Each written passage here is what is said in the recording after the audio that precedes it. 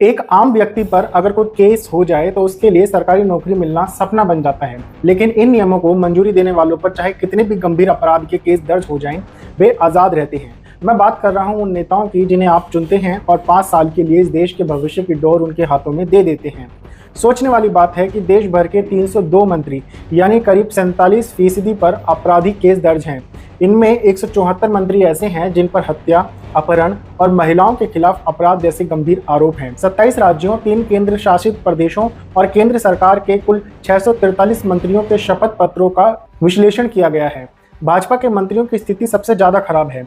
भाजपा के 336 मंत्रियों में से 136 पर आपराधिक केस हैं, वहीं 88 पर गंभीर आरोप हैं।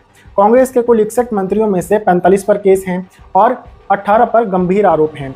डीएमके के 31 में से 27 मंत्रियों पर आरोप हैं और 14 पर गंभीर मामले दर्ज हैं। टीएमसी के 40 में से 13 पर केस दर्ज हैं, जबकि 8 पर गंभीर आरोप हैं। वहीं तेलुगु देशम पार्टी यानी टीडीपी के 23 में से 22 मंत्री आरोपी हैं और 13 पर गंभीर केस हैं। आम आदमी पार्टी के 16 में से 11 मंत्री आरोपी हैं और 5 पर गंभीर आरोप दर्ज हैं।